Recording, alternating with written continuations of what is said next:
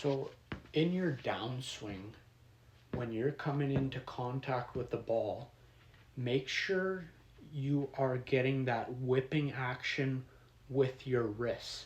So you can see as I would be coming through, if I'm getting set up here to strike the ball and you're coming down in your downswing, you don't want to hold your wrists in this position for too long. Because if you're just coming across like this and you're not getting the proper wrist action, you can see if you're just holding your wrist like this for too long, the club face isn't going to close, right? And you're just you're going to come through and the club face is wide open. The ball is going to go away from you. Okay, you got to make sure that you're coming down, and obviously depending on what club you're using, it's going to depend on how far in front of the ball your hands are. Okay, so you want to be hitting through the ball for sure, but you need to be snapping your wrist. So you can see my wrists come around. I've got the nice bowed wrist. My back of my hand is pointing towards the ground, but you need to make sure once you come in contact with the ball, you can see my wrist start to flex here. That would be hitting, coming in contact with the ball, and then that's after contact. You can see where my wrists are going.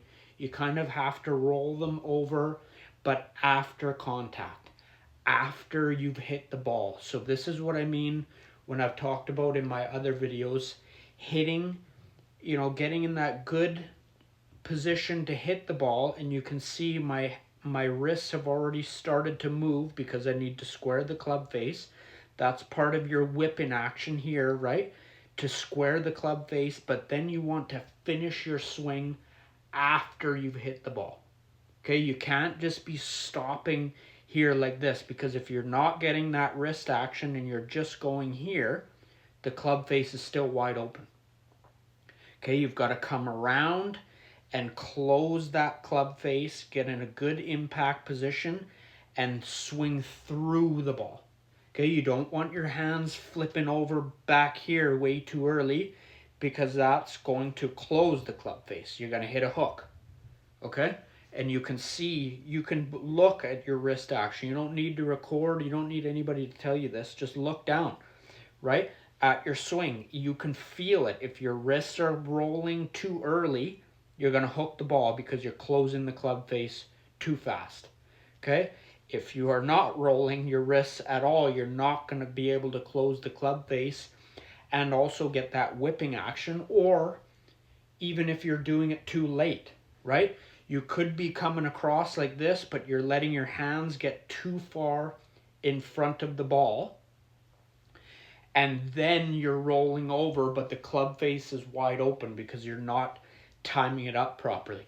This is a huge problem that I see, especially when hitting driver, because it is very hard to get that timing right, perfectly right, so that the club face is square, it's not too closed, and it's not too open. That's why you see so many slices and hooks, like I say, especially with the driver. It's the longest club in the bag. It's the hardest to keep straight. Now, that's not for everybody, but I think it's for most people, and including myself. That's 100% the problem that I have, is I'm not coming around enough and timing that up perfectly to get the club face square so that I'm not hitting a slice. I struggle with a slice. Never a hook. I can never get my hands around fast enough to hit a hook. If I make a mistake, it is because my club face is open and I'm not getting my hands around at the correct time to hit it straight. If I'm struggling at all, like I say, it's my club face is open and I'm slicing it.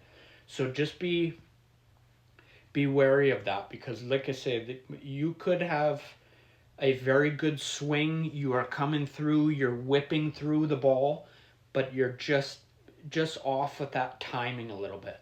Okay, so find that comfort where you can get your hands around at the perfect time, and you can snap the wrist and it's contact with the ball, and then you're rolling after contact.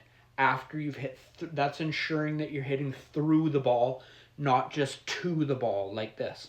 Okay, you want to be obviously squaring up the club face and flicking those wrists, snapping those wrists after you've hit the ball, and then you're rolling over and finishing at your target. That's going to create even more speed, that whipping action with your wrist. But you've got to get the timing down properly so that, like I say, the club face is square, it's not open, it's not closed.